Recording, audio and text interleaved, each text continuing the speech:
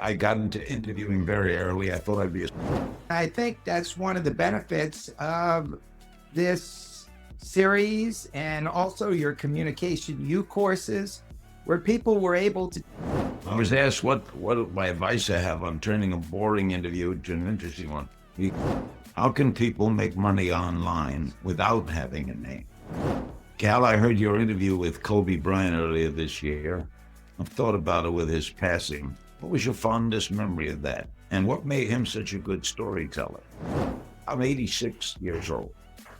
I've had every known disease. But when I reflect back on my life, first, Swami Satchidananda. And I sit down with him and I said, well, you're so peaceful. And he said to me something I don't think of enough. He said, Here's the best piece of advice that you gave me, Larry. I knew what I wanted to do. I wanted to be in broadcasting. I didn't want anything else. After 63 years, I still focus on what I do. I love doing it. I love everything about the business. Welcome to The Intentional Way, where literally every moment is a step towards purposeful living. I'm Bryan Hatch, here to explore the power of intention with you. Learn from our guests who embody intentionality. I'm glad you're here with me. Let's get started. Welcome everybody to another episode of The Intentional Way. I'm your host, Bryan Hatch. And as always, I'm excited. Now, this week is going to be a little different. The guests that I'm going to be introducing you to came from a show that we previously produced called Breakfast with Larry. So one of the guests on our show today is Larry King, the late Larry King. We're grateful for the opportunity to be able to present this to you. It was from a show that I helped create with Larry and team a few years in the past.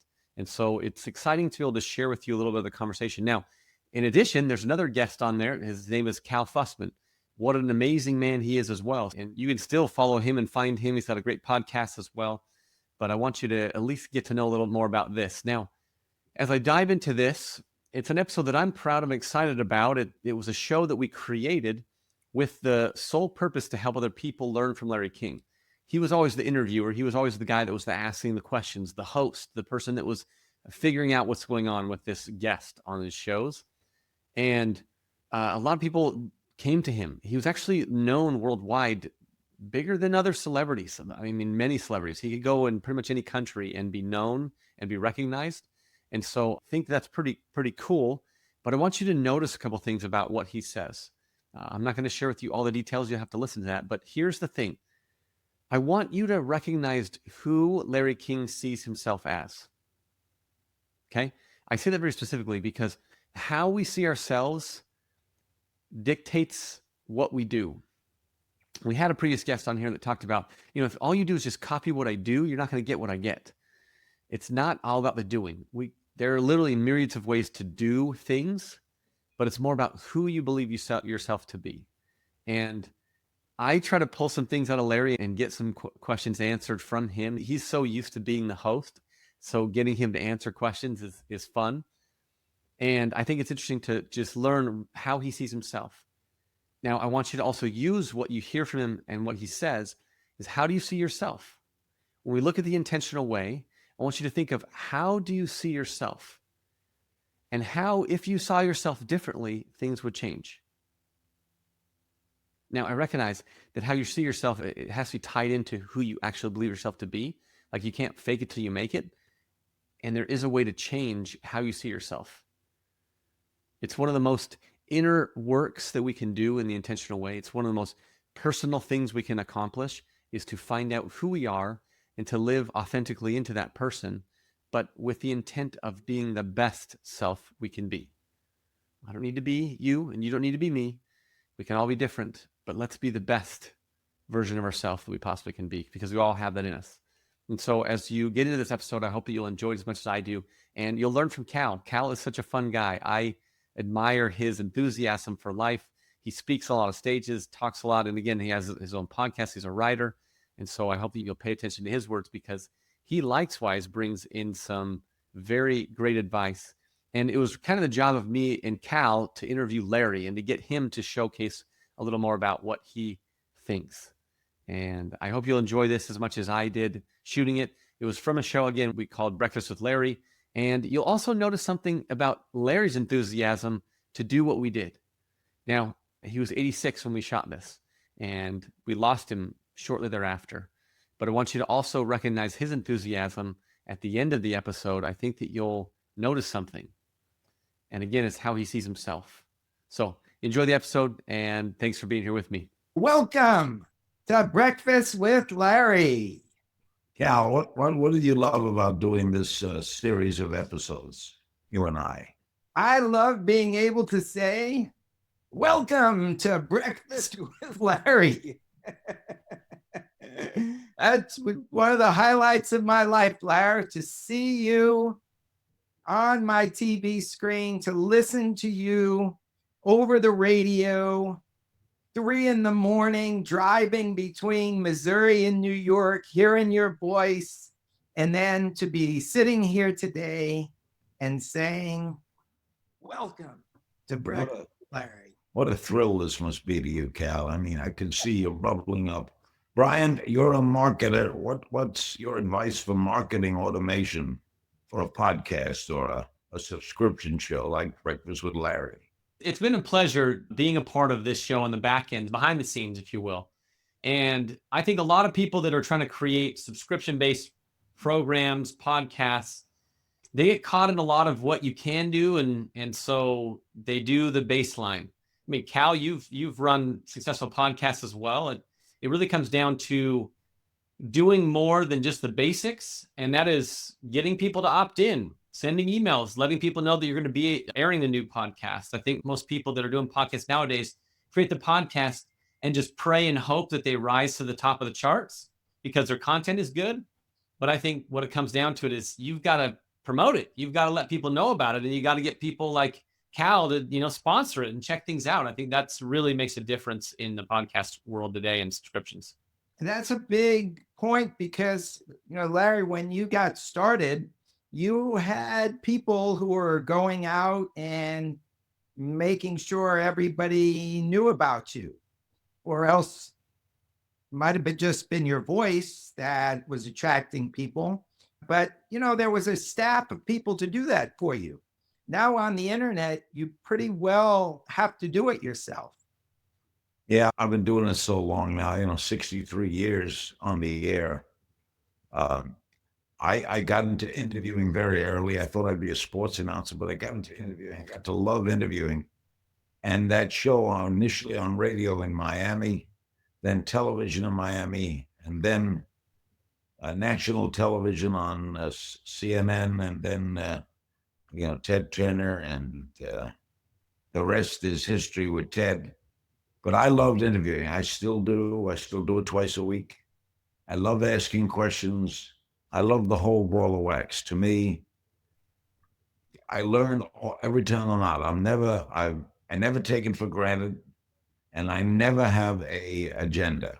I don't approach an interview with, I'm going to do this or I'm going to get the interviewee to do that. I just go into it. I can't explain it. It just came naturally to me. I think Were you naturally a writer? I was naturally a writer, but I think you showed me how it would have been very easy for me to segue into broadcasting. I just never had the sense to do so when I was young. And then having the ability to hang with you every day, to go to breakfast with you at Nate and Al's and later the Nosh, to go and sit next to you while you're doing your show. It all kind of just came to me by osmosis. And I think that's one of the benefits of this series and also your Communication U courses, where people were able to take everything that you learned and apply it to their own lives. Do you have any sense of what you've been able to pass on to people? Well, stands out here what passed on to them knowledge and to broadcasters a desire to get into it. Cal, I never think about that. I don't think about legacy, or I just think about doing my show. Bryan, you work on online coaching, right? Yeah, I've helped a lot of people that you know. Yeah. What's the main challenge you face? When you're selling something that is an information product, right? And you recognize that, you're teaching someone words and coaching, you're teaching someone how to become better or do better in their business, their personal life. And so a lot of people struggle with how to get that message out there. And I feel like there has to be consistency in your message. So many people take a line for a minute or two or a week or two, and then they decide it's not going to work, and so they change it up. You got to be consistent. And Larry, you've been able to do that, right? You've been able to be the consistent guy. And why do you think so many people come and want to be a part of you and what you've done, Larry? Because they know that they're going to get an honest half hour or hour. They know that the guests will be treated with the dignity.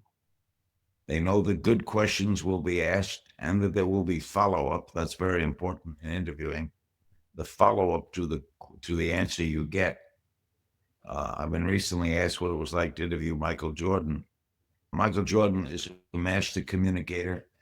He was a master on the basketball court, and he's a master off, and he's a classic example of what you can do with a career and go beyond it. Now he owns a team, sole owner of the Charlotte Hornets. I had the honor of unveiling his statue at United Center.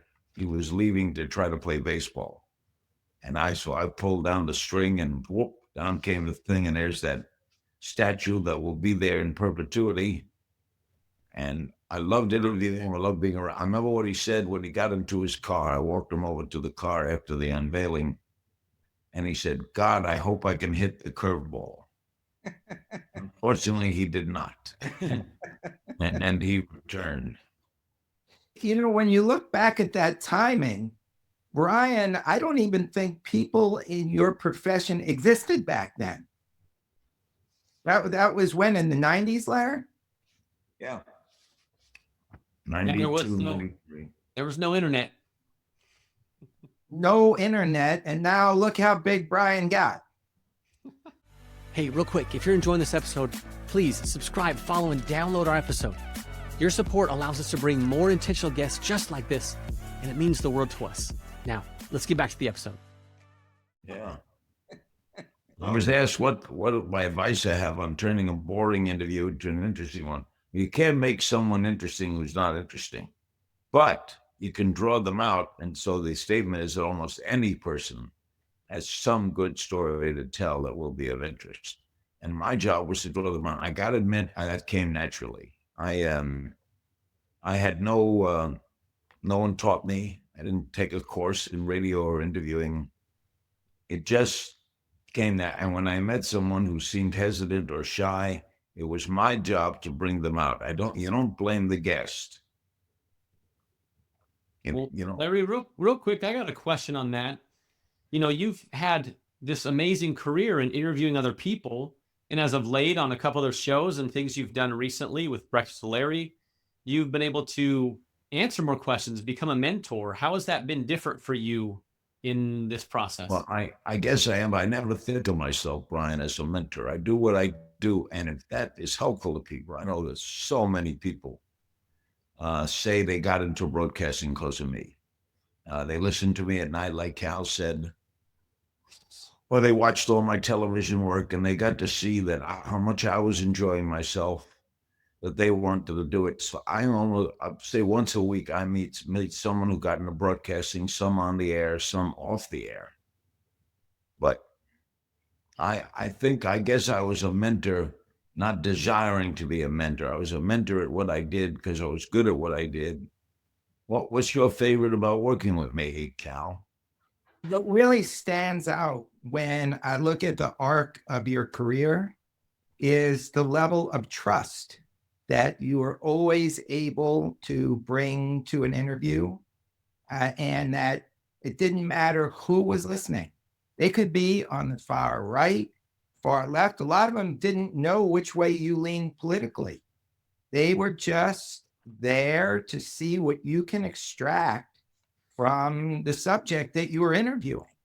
And I think, quite sadly, that is going to be lost into the future.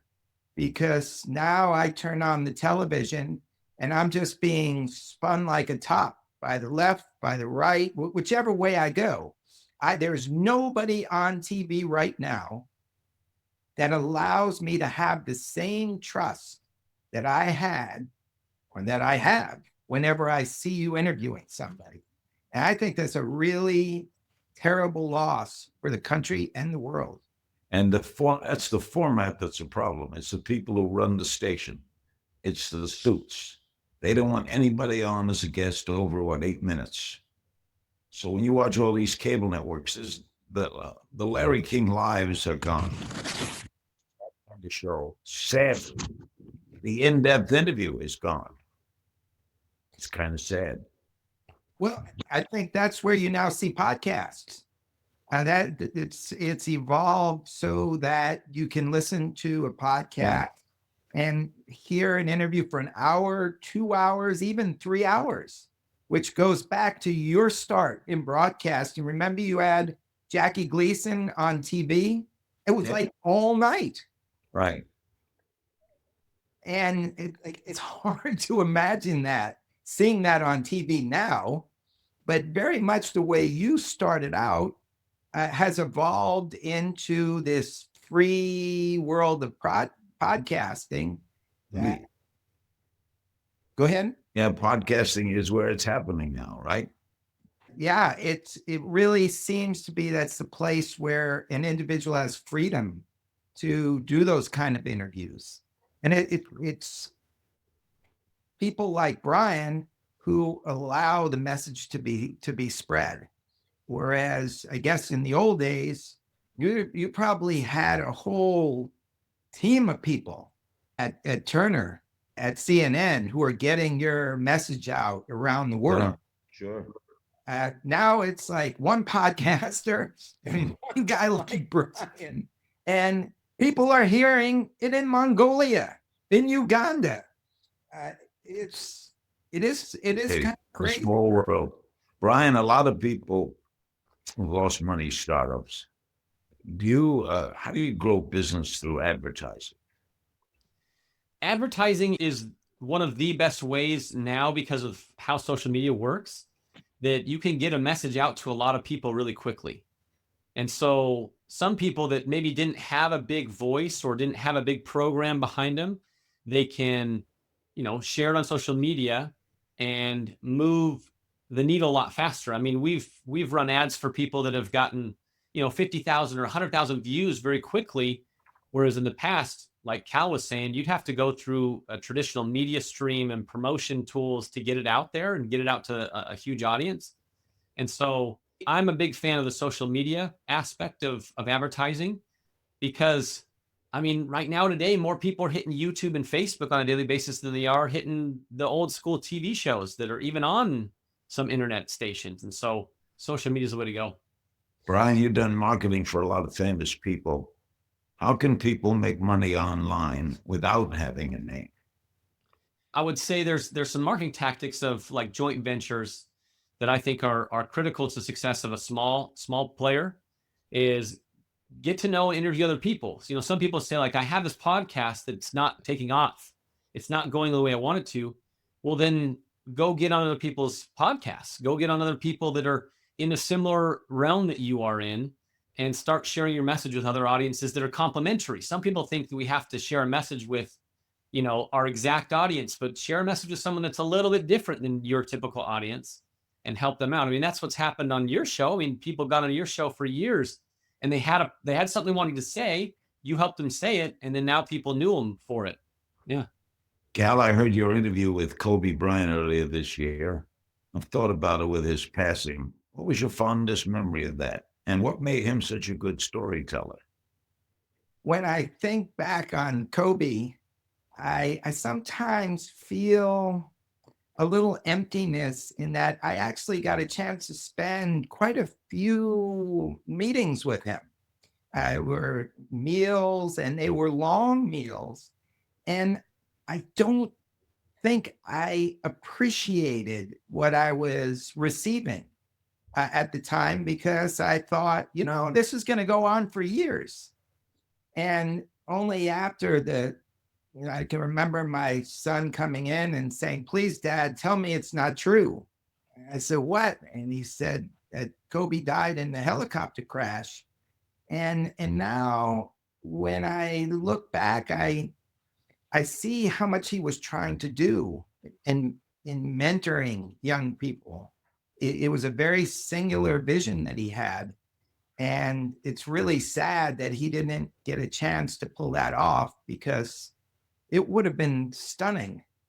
And, I was thinking of a question a little while back, and it kind of ties together because, Bryan, if you had a talent like Larry, when, but Larry was 17 years old now, what would Larry become given all that you could put into the process? Wow, that's a great question. Turning back the hands of time in Larry's 17 and given the tools that we have today, one, you could get a message faster to the audiences that need it. But I think going back to what you said, the differentiator is what would be the difference. Larry King, the way that I see you, Larry, is like Cal said, is this perfect balance of wanting to learn, but not injecting your own opinion on everything that happened. And so that would be, I'd focus on that as a differentiator. And using the tools we have today, we could get it out to millions and millions and millions of people very quickly without needing to spend hundreds of thousands of dollars to make it happen. I think it'd be awesome. I think, Larry, you have been, even though you don't consider yourself a great teacher to many. I remember you once telling me that I think it was Ohio State reached out to you to do a class on interviewing. Right. And they I told wouldn't know where to start. I wouldn't know where to start. They asked me for a syllabus. I said, "What the hell is that?" Like, interviewing kids, I don't know if I could teach some pointers, but as a subject to teach it, I know that I'm taught at schools. I'm told that my tapes are shown in colleges, but I don't know that I couldn't teach it. When are we going to do a book again, Cal? We'll do a book and let Bryan market it. What do you think? What would you like to say to the world now? It's a really good question, because given the state of broadcasting, what would you like to let the world know? I would do a book, if I were doing another book with you, and I would call it Reflections. And I would lean back on little things there'd be a lot of short things, like Nobody Asked Me But, or It's My 2 cents. Just reflections on everything that has passed. I'm 86 years old. I've had every known disease. But when I reflect back on my life, first, I'm lucky to be here. Two, I have a lot of gratitude. I had a great Swami Satchidananda. I interviewed him once. He's a fascinating guy, totally at peace with himself, Bryan. Cal, you'd love this guy. Long beard. 20 years he was silent and speaking 20 years. Swami Satchidananda. And now he's doing his first interview in America. And I sit down with him and I said, "Well, you're so peaceful." And he said to me something I don't think of enough. He said, "Larry, when you open your eyes in the morning, you open your eyes, did you deserve that new day? Did you do something to deserve that new day? Since you didn't, how lucky are you? You got another day. What's the difference if it's raining? You got another day. You got a gift. Where did the gift come from? What's the difference where it came from? You got a gift. Live the day with that gift. Why would you get mad at someone? That's stupid. You've got a gift." The guy he was something amazing. So I had a gift for gab. I would take things like that into a book with you, Cal. One, because I like working with you. And then we'd have Bryan market the book. Well, you know what you just said really ties into the question you asked about Kobe, because when you think about the power of having a day and to seize it, get the most out of it, as the more we're talking, the more I'm reflecting on how much you meant to people as a teacher in ways you never considered, never had any idea. You were just doing what you loved, but it was there.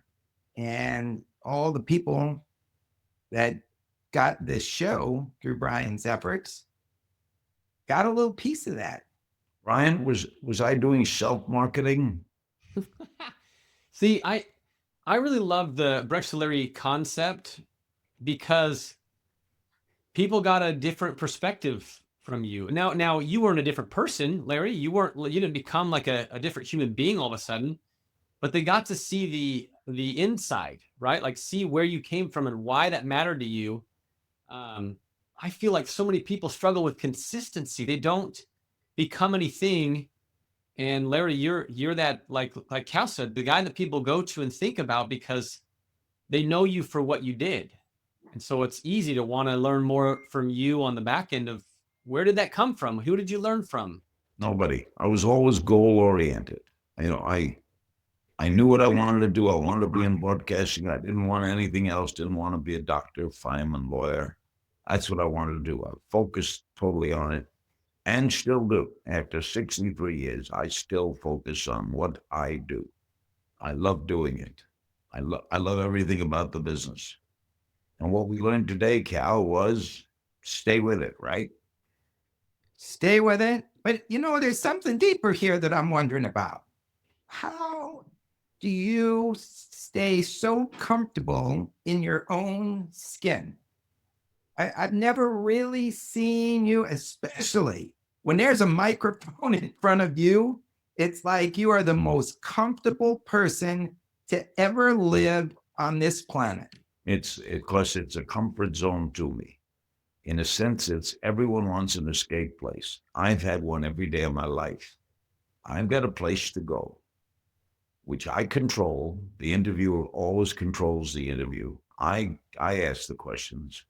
I'm in this wonderful spot of learning every day, the chance to learn every day, get paid well for it, and to stay on top of things that are happening in the world and talk about politics and show business and sports, the whole convergence thing. I consider myself fortunate to have been. My father would never understand all that's happened to me. He died when I was 9. I could just picture him saying, Larry, what'd you do with your life? What did I do with my life? I'm not going anywhere. I learned a lot from the Bryans of the world and watched good marketers. Cal is a good a broadcaster as you are, Cal. You're a great writer. And I feed off that. I just feed off it. Speaking of intentionality, what is your intention for listening to this episode? Are you simply passing the time? Or are you here because you truly want to improve something in your life? The way we act is a direct reflection on what matters to us. So right now, while you're here, take a quick moment and rate this episode or leave a quick comment. Pulling your thoughts into words is powerful, and it turns passive listening into action. When you act on your intention, that's where change happens. Your rating, your comment, your share, they're not just clicks. They're a signal that what we're building together matters, that conversations like this deserve to grow. Each action helps this message reach more people who are looking to live intentionally. And here on YouTube, tapping that like button, commenting below, or sharing this video with someone who matters to you is telling the algorithm that intentionality is worth spreading. It takes just a few seconds, and it creates a bigger ripple effect than you might realize. I created this show because I wanted to help people find their way, find the intentional way. Well, you know what? As we're talking, I'm wondering, why do we got to end this? Let's keep it going over the internet. Well, they call this the last breakfast with Larry. I tell you what, Bryan, Cal, here's what we're going to do. Lunch with Larry. I can keep a little later. Let's think about it, okay? Let's talk to the powers that be, wherever they are. Where are the powers? In Arizona, who started this? Well, it started it, Danny, who? We all did. We're going to pick it up with Lunch with Larry, done in a vacuum. Where are you, Bryan, at home? I'm in Arizona at home, yeah. Where are you, Cal?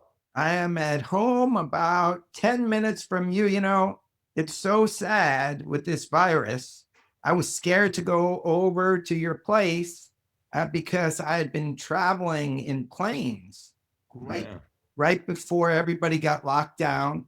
I thought, you know, I might have this because I was like coughing and sneezing, and then it just sort of went away. But I was scared that if I'd come over, I might pass it on to you. Yeah. Well, I'm glad you didn't, because that's a true thing to be scared of. You know, in this series, we've had a lot of great guests like Bryan and others. We've learned a lot. That's what a good series should bring to people. Uh, they know more about something than they knew before it started. Uh, you walk away with the knowledge. Knowledge is power. Bryan, I salute you for all the work you do and continue to do, right? You're retired. I'm not retired. Cal, you got your podcast and your speeches, right? Yeah, and we're going to turn that over to the internet so that more people around the world can see them. You know what?